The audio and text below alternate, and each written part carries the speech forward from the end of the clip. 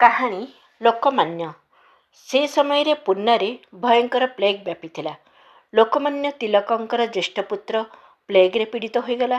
ପୁତ୍ରର ଅବସ୍ଥା ଚିନ୍ତାଜନକ ହୋଇଥିଲେ ମଧ୍ୟ ତିଲକ କେଶରୀ ସଂଖ୍ୟାର ଅସମ୍ପୂର୍ଣ୍ଣ କାର୍ଯ୍ୟ ପୂର୍ଣ୍ଣ କରିବା ସକାଶେ କାର୍ଯ୍ୟାଳୟ ଯିବାକୁ ବାହାରିଲେ। କେହି ଜଣେ ତାଙ୍କୁ କହିଲେ, ପୁତ୍ର ମୃତ୍ୟୁ ସହିତ ଯୁଦ୍ଧ କରୁଛି, ଆଉ ଆପଣ କାର୍ଯ୍ୟାଳୟକୁ ନ ଗଲେ କ'ଣ କାମ ଚଳିବ ନାହିଁ?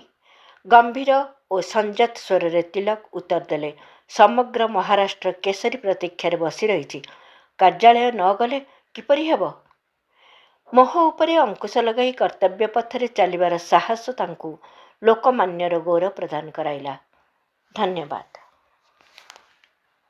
ବିଚାରକ୍ରାନ୍ତି ଦୂତ ୟୁଟ୍ୟୁବ୍ ଓଡ଼ିଆ ଚ୍ୟାନେଲକୁ ସବସ୍କ୍ରାଇବ୍ କରିବା ସହ ପରବର୍ତ୍ତୀ ଭିଡ଼ିଓ ପ୍ରାପ୍ତ କରିବା ପାଇଁ ବେଲ୍ ଆଇକନ୍ ଦବାନ୍ତୁ ଏବଂ ବିଚାରକ୍ରାନ୍ତି ଦୂତ ଓଡ଼ିଆ ଫେସବୁକ୍ ଓ ଇନଷ୍ଟାଗ୍ରାମ ସହ ଯୋଡ଼ି ହୁଅନ୍ତୁ।